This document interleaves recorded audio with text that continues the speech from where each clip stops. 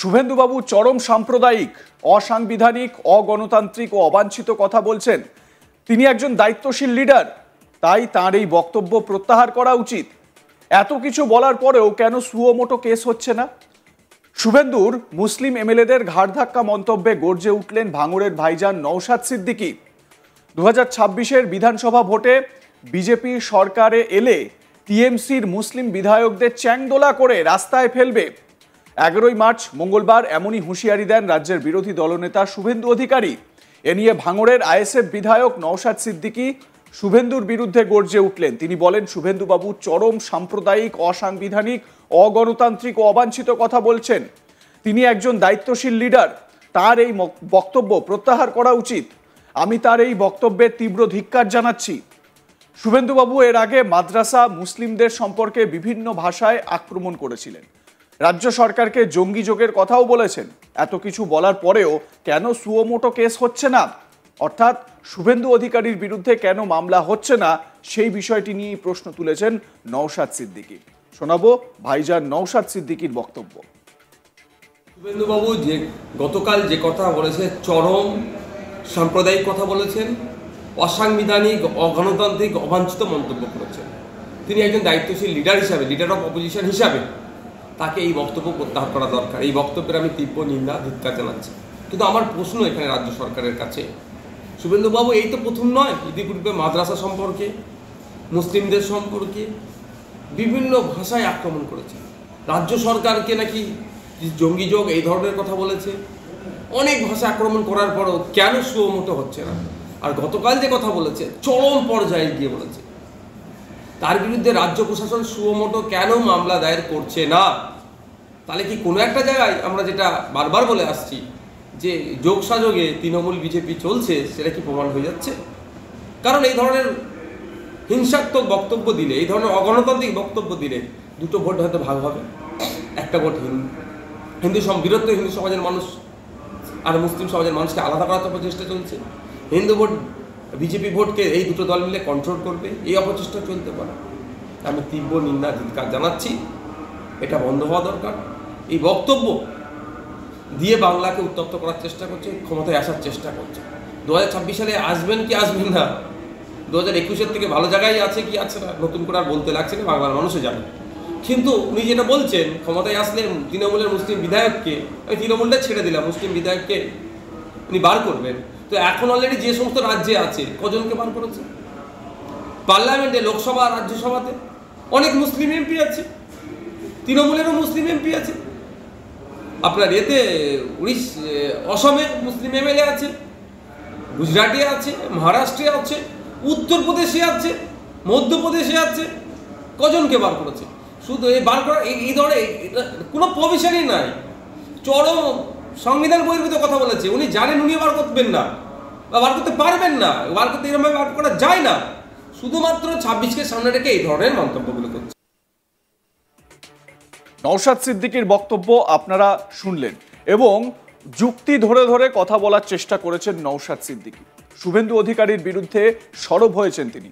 বুধবার বিধানসভার সামনে সাংবাদিকদের মুখোমুখি হয়ে ভরতপুরের তৃণমূল বিধায়ক হুমায়ুন কবির বলেন, 72 ঘন্টার মধ্যে যদি বক্তব্য প্রত্যাহার না করেন শুভেন্দু অধিকারী এবং মুসলিম এমএলএদের কাছে যদি ক্ষমা না চান, তাহলে আপনার সঙ্গে আমি হুমায়ুন কবির বোঝাপড়া করে নেব।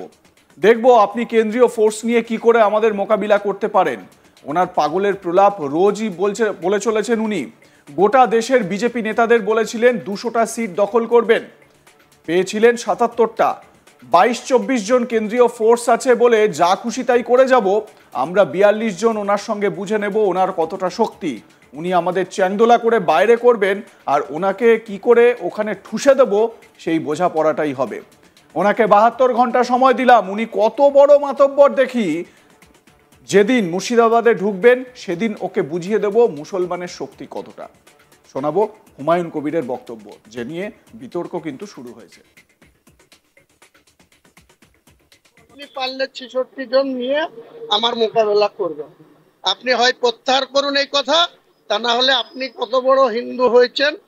আর আমরাও মুসলমান, কারো কাছে কোনোদিন আত্মসমর্পণ করেনি।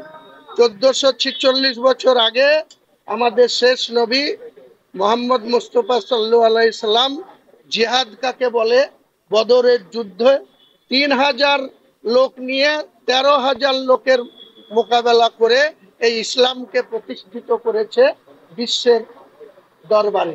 আর আপনি তো কোন ছাড়, আপনি এখানে পবিত্র বিধানসভায় 42 জন এমএলএর সঙ্গে লড়বেন, আপনাকে চ্যালেঞ্জ দেওয়া থাকলো 72 ঘন্টার মধ্যে যদি আপনি এই বক্তব্য প্রত্যাহার না করেন এবং মুসলিম এমএলএদের কাছে ক্ষমা না চান, তাহলে আপনার সঙ্গে আমি হুমায়ুন কবির নেতৃত্ব দিয়ে বোঝাপড়া করব, দেখি আপনি কতটা কেন্দ্রীয় ফোর্স নিয়ে আমাদের মোকাবেলা করতে পারেন।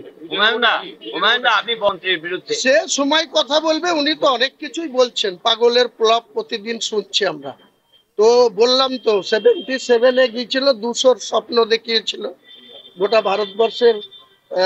বিজেপির নেতাদের বলেছিল 200 দখল করবে, হয়েছিল কটা? 77। তার মধ্যে 2টো পার্লামেন্টের মেম্বার ছিল, রানাঘাটের জগন্নাথ সরকার আর একজন পরাজিত এমপি নীতিশ প্রামাণিক, তখন অমিত শাহজির ডেপুটি ছিলেন। তো তিনিও জিতেছিলেন, রিজাইন দিয়েছিলেন। পরে সেই সিটে আমাদের উদয়ন গ্রহ কত ভোটে জিতে এসেছিল আপনারা জানেন।